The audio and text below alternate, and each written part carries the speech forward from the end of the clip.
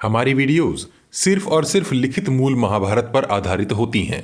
हम किसी प्रकार का बदलाव नहीं करते। इस भाग में आप विस्तार से जानेंगे कि संजय ने किस प्रकार घटोत्कच के विशाल रूप और आयुधों का वर्णन किया और किस प्रकार कर्ण और घटोत्कच का माया से भरा भयंकर युद्ध आरंभ हुआ। पिछले भाग में आपने जाना था कि किस प्रकार कर्ण द्वारा धृष्टद्युम्न एवं अन्य पांचालों की पराजय हुई, युधिष्ठिर को किस प्रकार घबराहट ने घेर लिया तथा श्री कृष्ण और अर्जुन ने घटोत्कच को प्रोत्साहन देकर कर्ण के साथ युद्ध करने के लिए किस प्रकार भेजा। पिछले एपिसोड का लिंक आपको डिस्क्रिप्शन बॉक्स तथा चैनल के पेज पर मिल जाएगा। द्रोण पर्व अध्याय 175। धृतराष्ट्र बोले, हे संजय, आधी रात के समय कर्ण तथा वह राक्षस घटोत्कच जब एक दूसरे से भिड़े थे तब उनका वह युद्ध किस प्रकार हुआ। उस भयंकर राक्षस का रूप उस समय कैसा था, उसका रथ कैसा था, उसके अश्व और उसके संपूर्ण आयुध कैसे थे, उसके अश्व कितने बड़े थे, रथ की ध्वजा कैसी थी तथा उसका धनुष कितना विशाल था, उसके कवच और शिरस्त्राण अर्थात मुकुट कैसे थे। हे संजय, तुम कथा कहने में अत्यंत कुशल हो, अतः यह सब बातें भी मुझे विस्तार से बताओ। संजय बोले, हे राजन, घटोत्कच का शरीर बहुत बड़ा था, उसकी आंखें सुर्ख रंग की थी, मुंह तांबे के रंग जैसा और पेट धसा हुआ था, उसके रोएं ऊपर की ओर उठे हुए थे, उसकी दाढ़ी मूंछ काली थी, ठोड़ी बड़ी दिखाई देती थी, उसका मुंह कानों तक फटा हुआ था, दाढ़ें अर्थात दांत तीखे होने के कारण वह बड़ा ही विराल जान पड़ता था, जीभ और होंठ तांबे के समान और लंबे थे, भौहें बड़ी बड़ी, नाक मोटी, शरीर का रंग काला, गर्दन लाल और उसका शरीर विशाल पर्वताकार था। हे राजन, वह देखने में बड़ा भयंकर जान पड़ता था, उसकी देह, भुजा और मस्तक सभी विशाल थे, उसमें बल भी बड़ा महान था, उसकी आकृति बेडौल जान पड़ती थी, उसका स्पर्श कठोर था, उसकी पिंडलियां विकट एवं सुदृढ़ थी, उसके नितंब भाग स्थूल थे, उसकी नाभि छोटी होने के कारण छिपी हुई थी, वह लंबे कद का था, उसने हाथों में आभूषण पहन रखे थे, अपनी भुजाओं में बाजूबंद धारण कर रखे थे। हे राजन, वह बड़ी बड़ी मायाओं का ज्ञाता था, उसके मस्तक पर सोने का बना हुआ विचित्र उज्जवल मुकुट तोरण के समान सुशोभित हो रहा था, वह प्रभात काल के सूर्य की भांति कांतिमान, दो कुंडल, सोने की सुंदर माला और कांसे का विशाल एवं चमकीला कवच धारण किए हुए था, उसके रथ में सैकड़ों क्षुद्र घंटिकाओं का मधुर घोष सुनाई देता था, उस पर लाल रंग की ध्वजा पताकाएं फहरा रही थी, उस रथ के संपूर्ण अंगों पर रीछ की खाल मढ़ी गई थी, वह विशाल रथ चारों ओर से 400 हाथ लंबा था, उस पर सभी प्रकार के श्रेष्ठ आयुध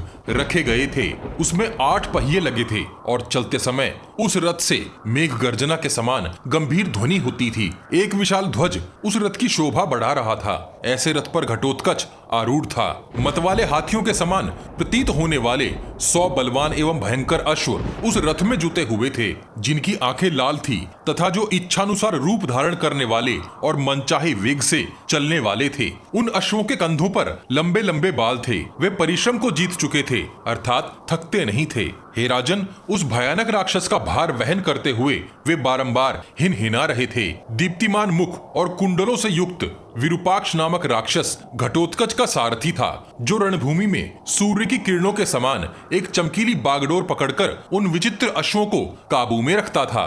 उसके साथ रथ पर बैठा हुआ घटोत्कच ऐसा जान पड़ता था मानो अरुण नामक सारथी के साथ सूर्य देव अपने रथ पर विराजमान हो। जैसे कोई महान पर्वत किसी महामेघ से संयुक्त हो जाए, उसी प्रकार अपने सारथी के साथ बैठे हुए घटोत्कच की वहाँ बड़ी शोभा हो रही थी। उसके रथ पर बहुत ऊंची गगनचुंबी पताका फहरा रही थी, जिस पर एक लाल शीश वाला अत्यंत भयंकर मांस भोजी गिद्ध दिखाई देता था। वीरों का संहार करने वाली उस रात्रि में इंद्र के वज्र की भांति भयानक टंकार करने वाले और सुदृढ़ प्रत्यंचा वाले 1 हाथ चौड़े एवं 12 अर्थरी अर्थात उंगली के छोर से कोहनी तक की लंबाई वाले धनुष को खींचता और रथ के धुरे के समान मोटे बाणों से संपूर्ण दिशाओं को आच्छादित करता हुआ घटोत्कच कर्ण की ओर चला। विशाल रथ पर खड़े हो जब वह अपने धनुष को खींच रहा था, उस समय उसकी टंकार वज्र की गड़गड़ाहट के समान सुनाई देती थी। हे राजन, उस घोर शब्द से डरी हुई आपकी सारी सेनाएं समुद्र की बड़ी बड़ी लहरों के समान कांपने लगी। विकराल नेत्रों वाले उस भयानक राक्षस को आते देख राधापुत्र कर्ण ने मुस्कुराते हुए से शीघ्रता पूर्वक आगे बढ़कर उसे रोका। जैसे एक गजराज का सामना करने के लिए दूसरा अधिपति गजराज चढ़ आता है, उसी प्रकार बाणों की वर्षा करते हुए घटोत्कच पर अपने बाणों की बौछार करते हुए कर्ण ने उसके ऊपर निकट से आक्रमण किया।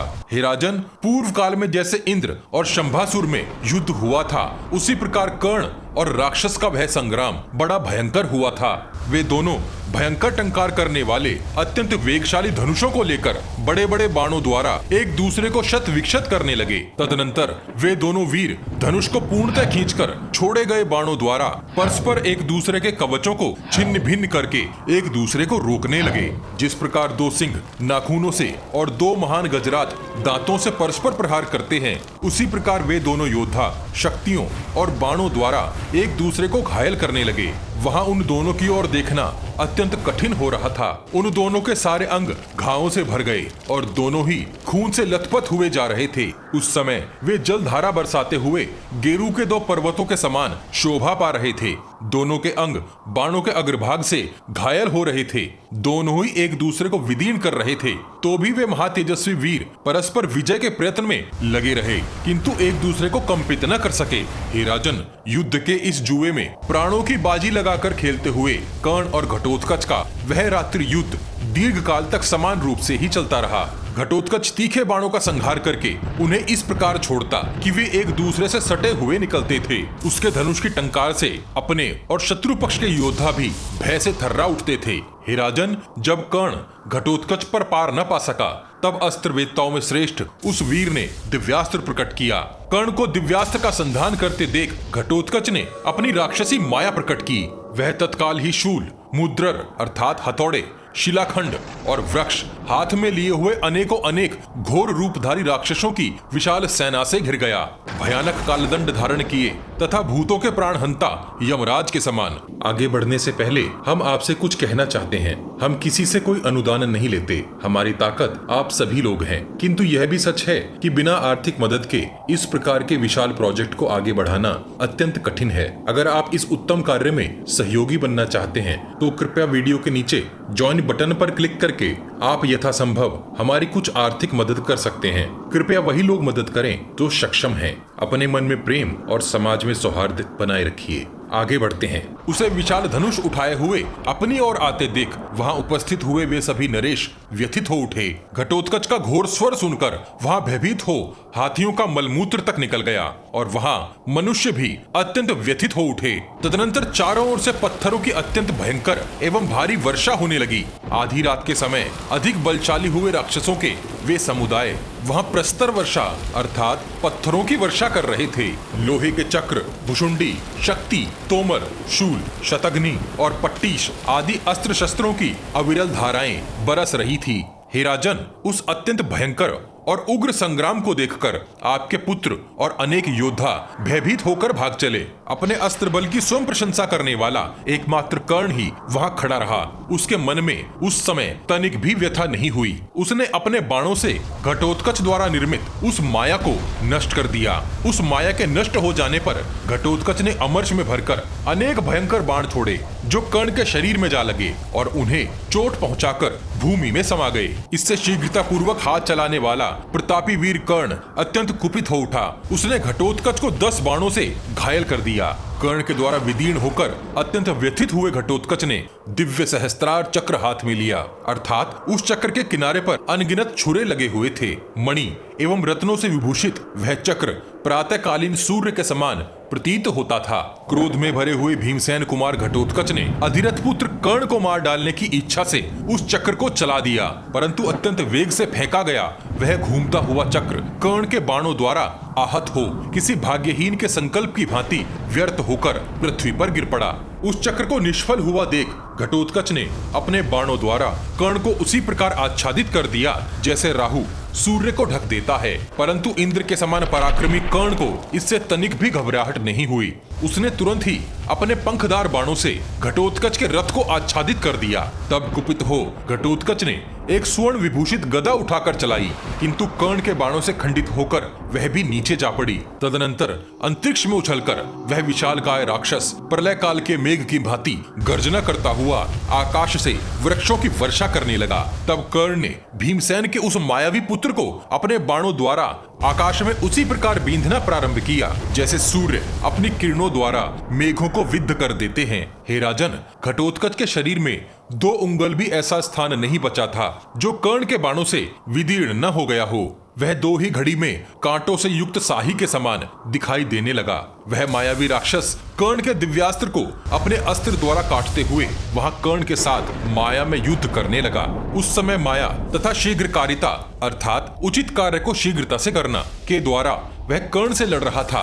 आकाश से कर्ण पर अलक्षित अर्थात बिना लक्ष्य के बाण समूह की वर्षा हो रही थी। हे राजन, वह विशालकाय महामायावी भीमसेन कुमार घटोत्कच अपनी माया से सबको मोहित करता हुआ सा सब ओर विचरने लगा। उसने माया द्वारा बहुत से विकराल एवं अमंगल सूचक मुख बनाकर कर्ण के दिव्यास्त्रों को अपना ग्रास बना लिया। फिर अचानक वह महाकाय राक्षस धैर्यहीन एवं उत्साह शून्य सा होकर रणभूमि में आकाश से सैकड़ों टुकड़ों में कटकर गिरता हुआ दिखाई दिया। उस समय उसे मरा हुआ मानकर कौरव दल के प्रमुख वीर जोर जोर से गर्जना करने लगे, किंतु पल भर में ही वह दूसरे बहुत से नए शरीर धारण करके संपूर्ण दिशाओं में दिखाई देने लगा। फिर वह बड़ी बड़ी बाहों वाला एक ही विशालकाय रूप धारण करके मैनाक पर्वत के समान दृष्टिगोचर हुआ अर्थात दिखाई दिया। उस समय उसके 100 मस्तक तथा 100 पेट हो गए थे। तत्पश्चात वह राक्षस अंगूठे के बराबर होकर उछलती हुई समुद्र की लहर के समान कभी ऊपर और कभी इधर उधर होने लगा। फिर पृथ्वी को फाड़कर वह पानी में डूब गया और दूसरी जगह पुनः जल से ऊपर आकर दिखाई देने लगा। इसके बाद आकाश से उतरकर वह पुनः अपने सुवर्ण मंडित रथ पर स्थित हो गया। तब वहां से पृथ्वी, आकाश एवं संपूर्ण दिशाओं में घूमता हुआ कवच से सुसज्जित हो कर्ण के रथ के समीप जाकर विचरने लगा। उस समय उसका मुख कुंडलों से सुशोभित हो रहा था। हे राजन, अब घटोत्कच संभ्रम रहित हो अर्थात घूमना छोड़कर कर्ण से बोला, अरे सारथी के पुत्र, यही खड़ा रहे। अब तू मुझसे जीवित बचकर कहां जाएगा?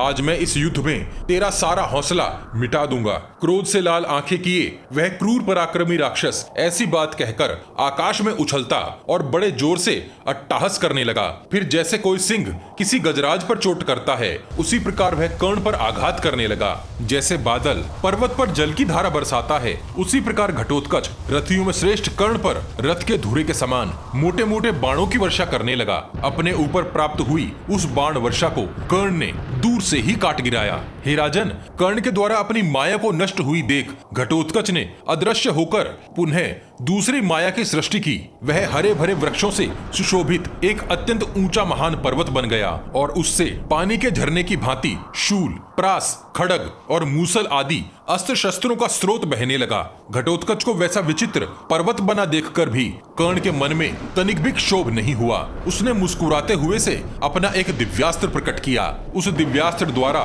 दूर फेंका गया वह पर्वतराज घटोत्कच क्षण भर में अदृश्य हो गया और पुनः आकाश में इंद्रधनुष सहित काला मेघ बनकर वह अत्यंत भयंकर राक्षस कर्ण पर पत्थरों की वर्षा करने लगा। तब अस्त्रवेत्ताओं में श्रेष्ठ दानवीर कर्ण ने वायव्यास्त्र का संधान करके उस काले मेघ को नष्ट कर दिया। हे राजन, कर्ण ने अपने बाण समूहों द्वारा सारी दिशाओं को आच्छादित करके घटोत्कच द्वारा चलाए गए अस्त्रों को काट डाला।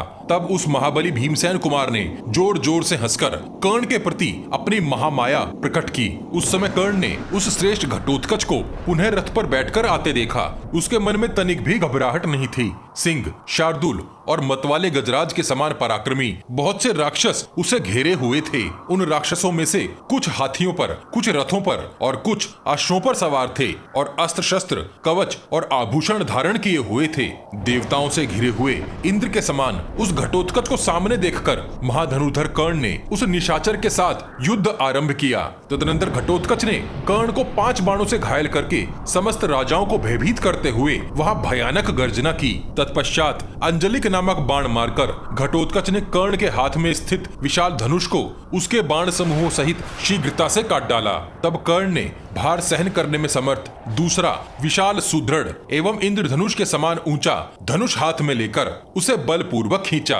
हे राजन, तदनंतर कर्ण ने उन आकाशचारी राक्षसों को लक्ष्य करके स्वर्ण के पंख वाले बहुत से शत्रुनाशक बाण चलाए। उन बाणों से पीड़ित हुए चौड़ी छाती वाले राक्षसों का वह समूह सिंह के सताए हुए जंगली हाथियों के झुंड की भांति व्याकुल हो उठा। जैसे प्रलय काल में भगवान अग्निदेव संपूर्ण भूतों को भस्म कर डालते हैं, उसी प्रकार शक्तिशाली कर्ण ने अपने बाणों द्वारा उन अश्वों, उनके सारथी और हाथियों सहित उन राक्षसों को संतप्त करके वहां जला डाला। जैसे पूर्व काल में प्रभु महेश्वर आकाश में त्रिपुरासुर का दाह करके सुशोभित हुए थे, उसी प्रकार उस राक्षस सेना का संहार करके शत्रुसूदन कर्ण बड़ी शोभा पाने लगा। हे राजन, पांडव पक्ष के सहस्त्रों राजाओं में से कोई भी भूपाल उस समय कर्ण की ओर आंख उठाकर भी नहीं देख सकता था। हे राजन, क्रोध में भरे हुए यमराज के समान भयंकर बल पराक्रम से संपन्न महाबली राक्षस राज घटोत्कच को छोड़कर दूसरा कोई उस समय कर्ण का सामना न कर सका।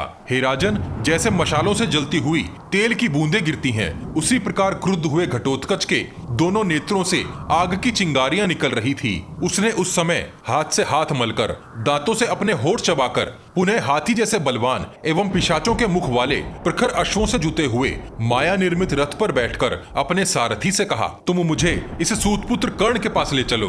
हे राजन, ऐसा कहकर रथियों में श्रेष्ठ घटोत्कच पुनः उस भयंकर रथ के द्वारा सूतपुत्र कर्ण के साथ द्वैरथ करने के लिए आगे बढ़ा। उस राक्षस ने कुपित होकर पुनः कर्ण पर 8 चक्रों से युक्त एक अत्यंत भयंकर रुद्र निर्मित अश्नि चलाई। उसकी ऊंचाई 2 योजन और लंबाई चौड़ाई 1-1 योजन की थी। लोहे की बनी हुई उस शक्ति में शूल धसे थे। इससे वह केसरों से युक्त कदम पुष्प के समान जान पड़ती थी। तब कर्ण ने अपना विशाल धनुष नीचे रख दिया और उछलकर उस अश्नि को हाथ से पकड़ लिया, फिर उसे घटोत्कच पर ही फेंक दिया। घटोत्कच अति शीघ्र ही उस रथ से कूद पड़ा। वह अतिशय प्रभापूर्ण अश्नि अश्वों, सारथी और ध्वज सहित घटोत्कच के रथ को भस्म करके धरती फाड़कर उसमें समा गई। यह देख वहां खड़े हुए सब देवता बड़े ही आश्चर्यचकित हो उठे। उस समय वहां संपूर्ण प्राणी कर्ण की घोर प्रशंसा करने लगे, क्योंकि उसने महादेव जी की बनाई हुई उस विशाल अश्नि को अनायास ही उछलकर पकड़ लिया था। रणभूमि में ऐसा भयंकर पराक्रम करके कर्ण पुनः अपने रथ पर आ बैठा और अपने नाराजों की वर्षा करने लगा। हे राजन, उस भयंकर संग्राम में कर्ण ने उस समय जो कार्य किया था उसे संपूर्ण प्राणियों में दूसरा कोई नहीं कर सकता था। जैसे पर्वत पर जल की धाराएं गिरती हैं, उसी प्रकार कर्ण के नाराजों के प्रहार से आहत हुआ घटोत्कच गंधर्व नगर के समान पुनः अदृश्य हो गया। इस प्रकार शत्रुओं का संहार करने वाले विशालकाय घटोत्कच ने अपनी माया तथा अस्त्र संचालन की शीघ्रता से कर्ण के उन दिव्यास्त्रों को नष्ट कर दिया। उस राक्षस द्वारा माया से अपने अस्त्रों को नष्ट होता देख कर्ण के मन में तनिक भी घबराहट नहीं हुई। वह उस राक्षस घटोत्कच के साथ युद्ध करता ही रहा। हे राजन, तत्पश्चात क्रोध में भरे हुए महाबली घटोत्कच ने महारथियों को भयभीत करते हुए अपने बहुत से रूप बना लिए। तदनंतर संपूर्ण दिशाओं से सिंह, व्याघ्र, तरक्षु, एक प्रकार का बाघ, अग्निमय जिह्वा वाले सर्प तथा लोहमय चोंच वाले पक्षी आक्रमण करने लगे। उस समय घटोत्कच की ओर देखना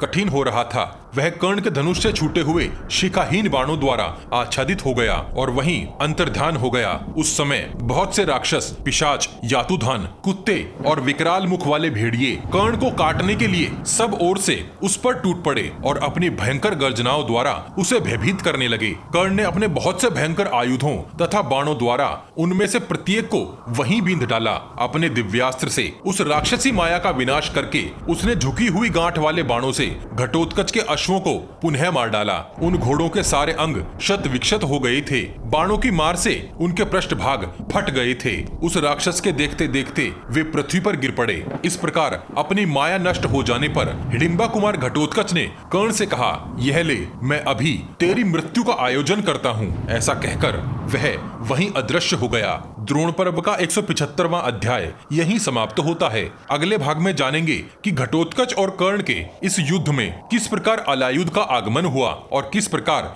भीमसेन और अलायुध का युद्ध हुआ।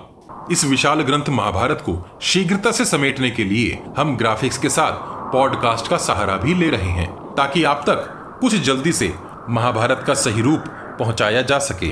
आपको हमारा प्रयास कैसा लग रहा है, कृपया कमेंट बॉक्स में कमेंट करके हमें जरूर बताइए। पिछले सभी भाग आपको हमारे चैनल के पेज पर और इस वीडियो के डिस्क्रिप्शन बॉक्स में भी मिल जाएंगे। हम हर सीरीज की एक प्लेलिस्ट भी बनाते हैं। उम्मीद है आप हमारी वीडियोस अपने उन दोस्तों को शेयर जरूर करते होंगे जो महाभारत का सही रूप समझना और जानना चाहते हैं। आपके हर शेयर से हमारा मनोबल बढ़ता है।